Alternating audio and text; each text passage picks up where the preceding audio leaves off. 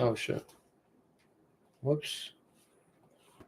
What's going on, guys? We're back here again with another video. Today we're talking about some sales stuff. And so sales is not what you think it is. And the reason why I say that is because what you don't realize when it comes to sales is the fact that sales is really not, well, you're selling every day, number one. Every single day, every single moment of your life, you are selling something. Whether you're selling the spouse that's next to you, your girlfriend, your boyfriend, whoever's sitting right next to you, you're selling them in some type of capacity to be there in that moment. You're selling yourself when you're getting up and going to work. You're selling yourself on what you want to eat, whether that's healthy or not healthy, right? So at every moment and every time, you're selling something. So let's get that out of the way. Number one, when it comes to sales, you literally are selling your yourself at all moments. And so if you're selling yourself at all moments, at all times, what that means is that you have to um, understand what you're doing when it comes to sales. And so if you're not understanding what you're, or understanding, I should say, if you're not understanding what you're doing, then that becomes a problem, right? Because sales is something that's natural, right? And so when it comes to sales, people just have the thought of commission breath.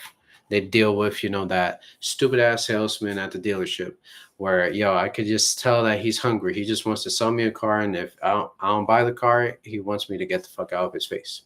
Right. So that's the normal sales, real estate agents, right? The normal sales.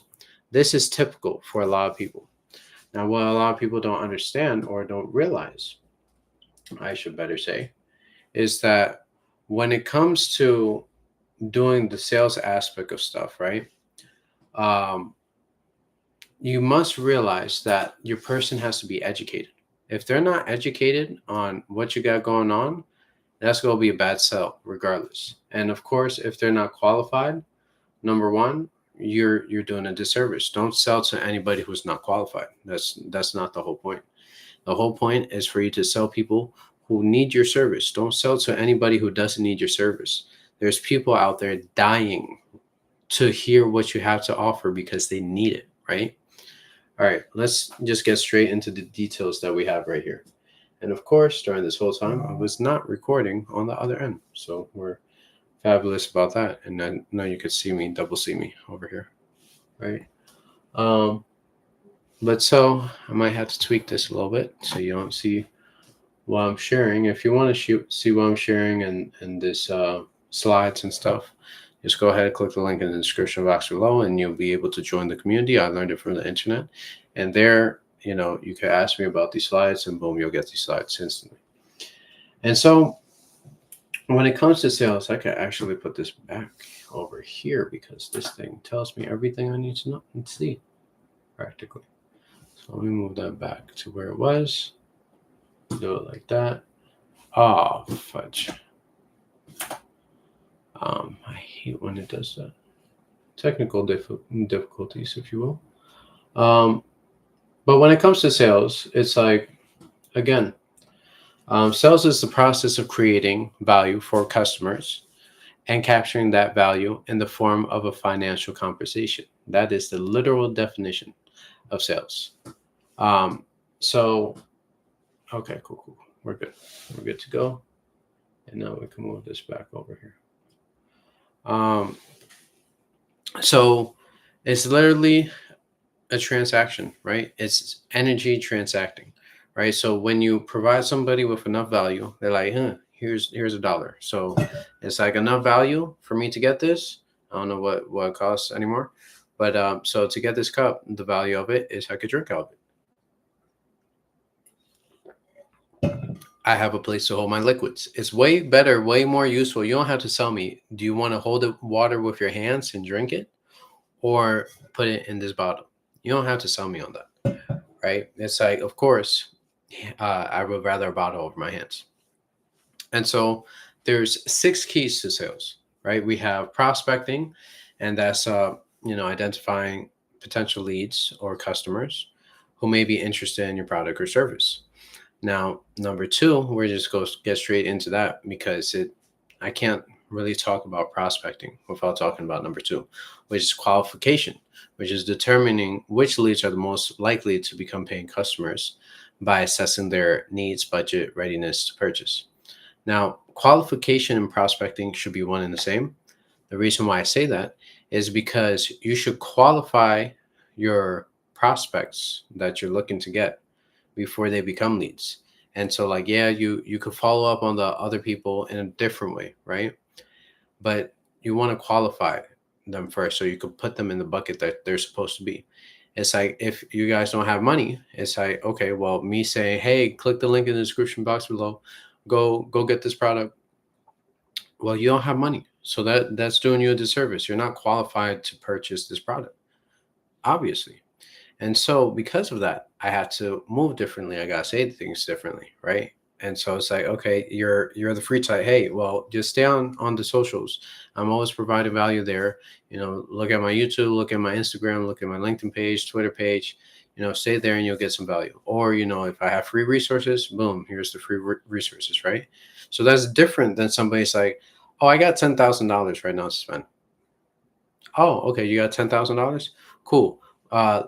These are the options I have for you. You could literally do this, blah, blah, blah, right? Because they're qualified, right? And so because they're qualified in that factor, now they're the proper lead that I'm looking for, right? But it doesn't mean that I don't have things for the people over here who need the free thing, which is right here is the free thing, right? You got to pay with your attention. And so the next thing is, yeah, cool. The next thing is the presentation, right? So it's demonstrating how your product or service um, can solve the customer's problems.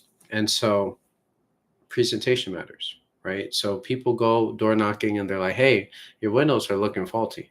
And you don't have to tell them really, you have to show them. So it's like, hey, look at this frame right here. You see this frame? This shouldn't look like this. It should be white. Why is it black? That means you haven't replaced it in a long time. And when this wears down, then the cost of your home goes up because of the electricity. So this doesn't help the electricity factor. When it's white, it helps the factor because it reflects, what's going on or whatever the fuck. Make Not make up some bullshit, but like whatever the statistics or the facts of what you do is. So you got to demonstrate it to them and how it could be useful. So using my example that I showed you guys or told you about before, um, I had a marketing client, and the reason why they went with me was literally because I was educating them.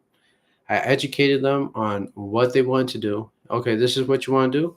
Okay, like I would use this software. I would do it in this way, packages. Not hold back. Not be like, oh, you know what?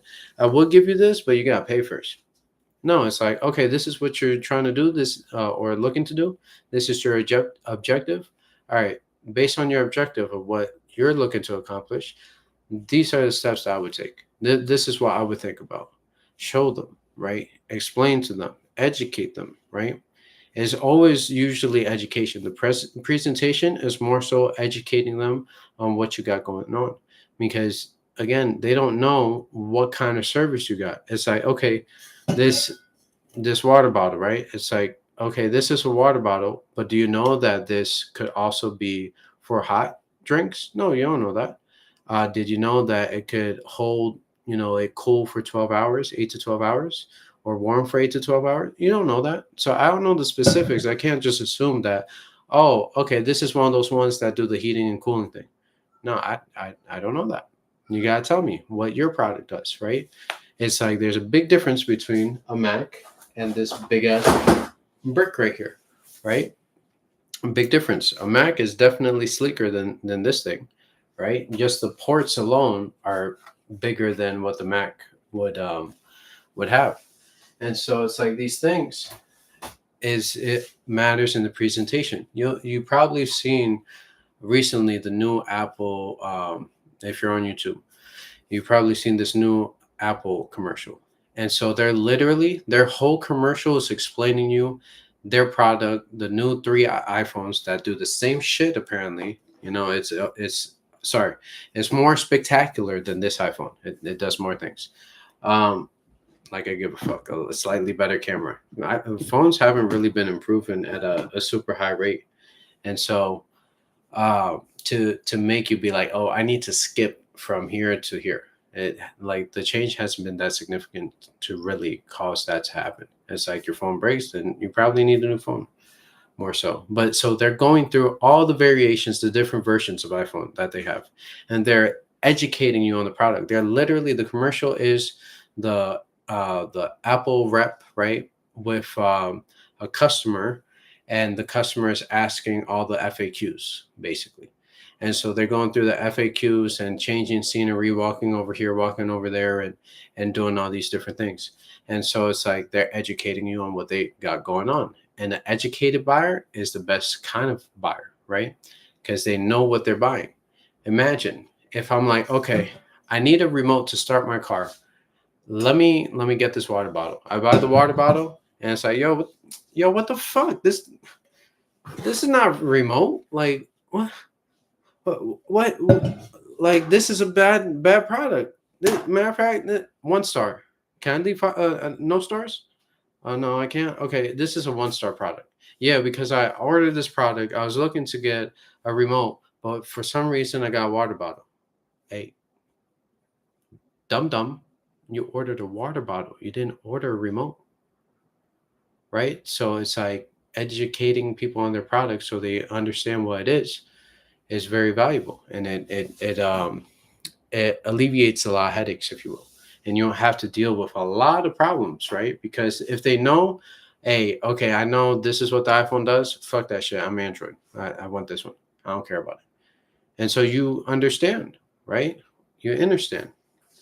All right. So handling objections is addressing the concerns or questions a customer might have about the product, service, or what have you, right? And so again, that stems from education.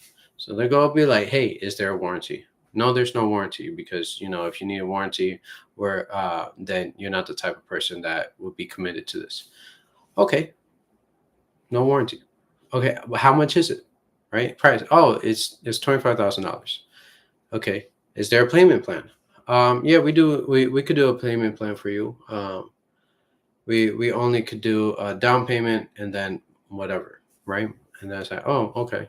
What do I get like out of this? Like what results would I receive from this? Okay, the results that you receive, well, you'll make progress on multiple avenues of life. I know it's very generic, but okay, cool. And so it's like these are literally, they don't know, so they're asking you questions to understand what you got going on better, right? And so again, an educated buyer is a very good buyer because they completely understand your product. And so the likelihood of them, having a bad service or anything like that, it's like it won't happen, because this is exactly what they were looking for, because they made an educated decision, right? It's very rare that somebody, on the first time you show them something, okay, I buy it. Boom. Yeah, that looks good. I'll buy it. Like they need some time to be educated on it, right? And so then we have 5, closing, which is again the customer to make a purchasing decision and formalizing the sale, right? So you definitely got to ask. You can't, okay, like this product is amazing, right? Yeah. Okay, cool.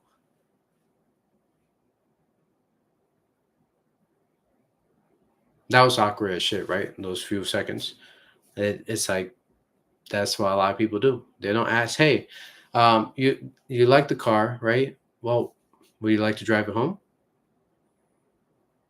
That's asking for the sale. That's doing the closing part, right? But it's like, okay, yeah, this was a good car. What do you think? You never asked like the person directly, hey, you want to take this with you? Is this your car? Is this your product? Right? You got to ask them, right?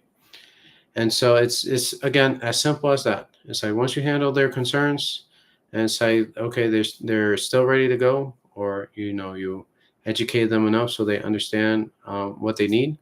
Then say, okay, with fitness, accountability, the actual working out part, right, and nutrition. Those are the main 3 baselines. It's like, hey, I could give you the program, but then you're missing something. I could give you the nutrition, but then you're missing something. I could give you both of those, but then you're missing something.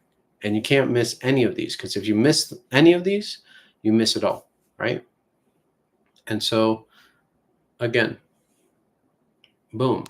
Okay, you want to lose this weight. Are you ready to go on this journey today? Are you ready to start this journey today? Ask for the close. And then number 6, the good old follow-up.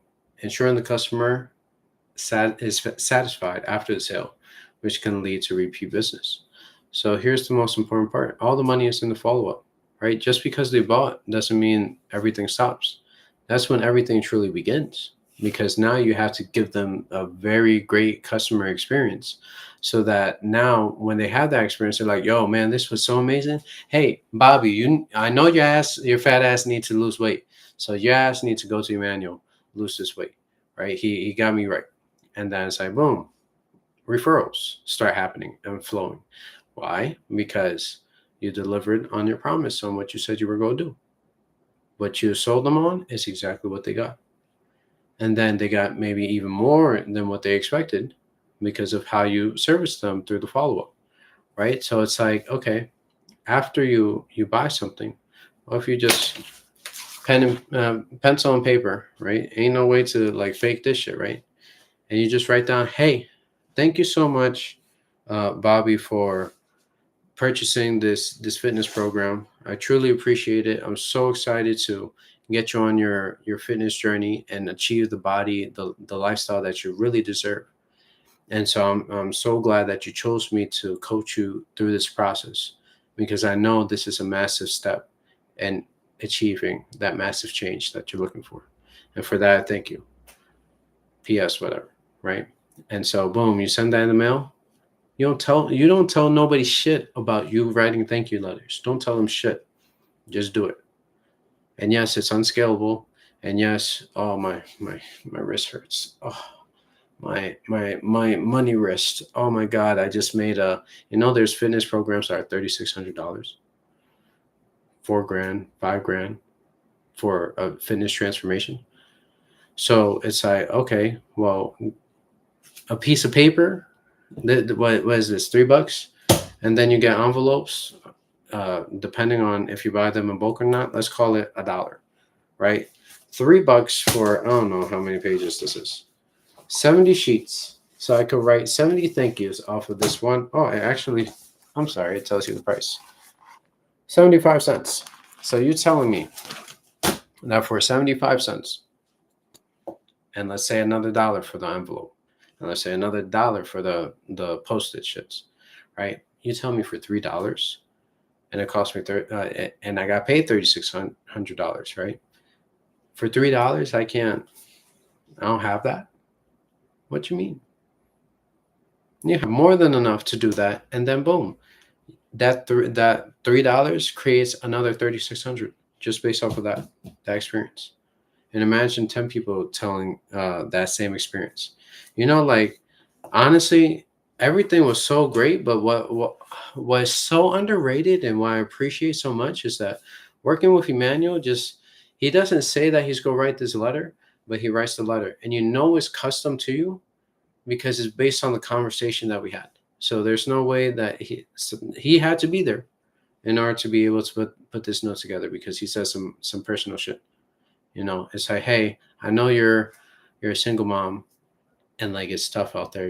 I've had a single mother and stuff too, and we've been through wars together, and so I know that this journey is so important, so that you could give that time back to your kids and be able to enjoy them the way you should, and be able to play with them again the way you wanted to or believed you should have been, right? And so that's so valuable. And so I appreciate you again, like giving me the opportunity to service you in a way that allows you to hit that goal, because truly seeing you guys go through the journey and transform is something that I'm truly grateful for being a part of that experience. So for that, I thank you. Go on.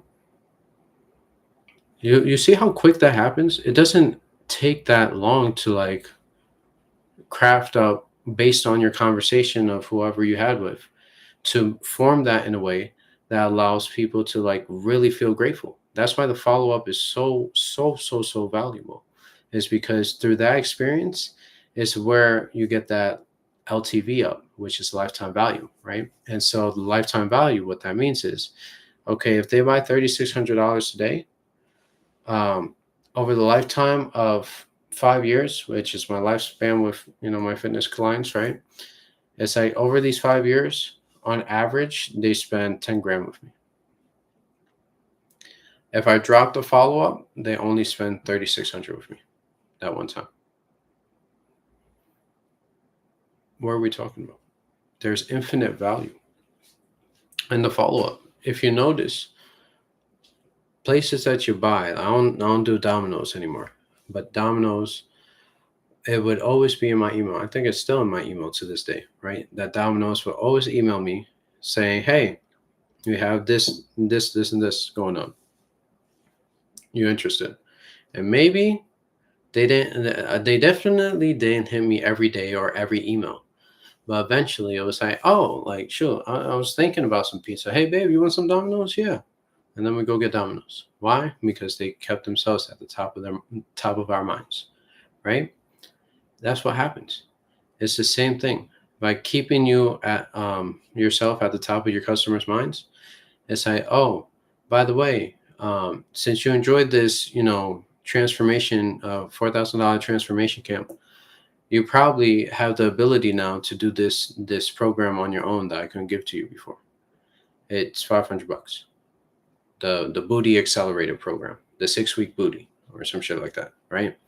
And then it's like, boom, now that's another thing under your belt. And this is literally how businesses work, is that they collect your email up front, right? So that they continuously follow up with you.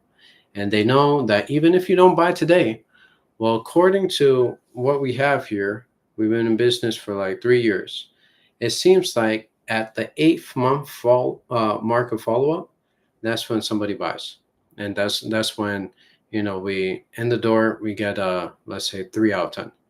But then in the 8-month period, then that becomes a 6 out of 10 based on those leads from that 8-month period, right?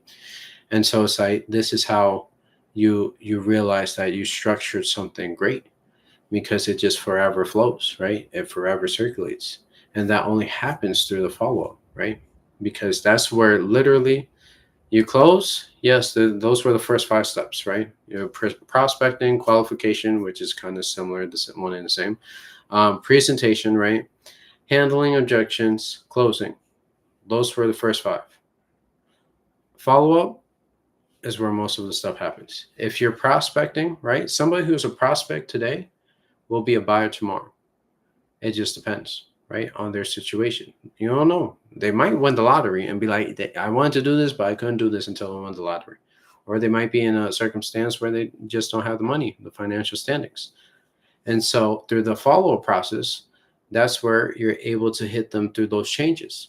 Like, for example, in real estate, and after I tell you this story, I'm gonna dip out of here.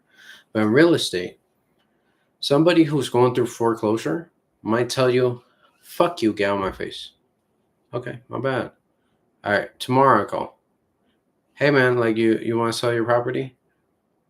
Okay, yeah, I want to sell my property. Or maybe he says, fuck you 5 times, I'm never doing that shit again. But you follow up with him and you're texting him, hey, I know you're not interested in selling your property, but I do really want to help you out in your situation. Let me know what I could do. And you just keep following up. And then eventually he's like, you know what? Like, out of all these assholes who's been calling me, Emmanuel's the only one who's called me 10 times. Everybody else calls me twice and then they leave. But Emmanuel, he kept going, and kept following up. So for that, I appreciate him, and I'm gonna give him the opportunity that I'm thinking of. And it's like, that happens only through following up, right? You show up consistently, and it's like, damn, this dude don't miss. This dude don't stop. He just keeps going. I said no, and then he's like, okay, but here, take this with you. Here, take this bottle of water. Here, but have this plate of food real quick. Oh, but here's $20 real quick. Oh, but you want coffee? Oh, here's this resource. It might make you some money. If you keep doing that, They're eventually go be so uncomfortable, like, fuck, this dude been following up with me and like just giving me stuff that I need to do something with him. I don't know what it is. I need to buy something from him. It could be as simple as a book, a PDF, something, right? But when that first transaction comes through the pipeline, then they go back and they're in the qualification step, right? They could have been one of those prospects that are free, and I couldn't help them maybe with the higher end services, but I could help them with the services that I could give away to them, right? The resources that I could give away. And so that's how valuable the follow up is. It could literally restart somebody. There's people out there who grab people's dead leads and they rework them just because they have a different perspective on it. And based on their perspective, they're able to pull money from those lists that other people threw to the garbage, basically. And it's kind of like they say, one man's trash is another man's treasure, but it's more so one man sees and another one don't. So where are you seeing? Do you actually see?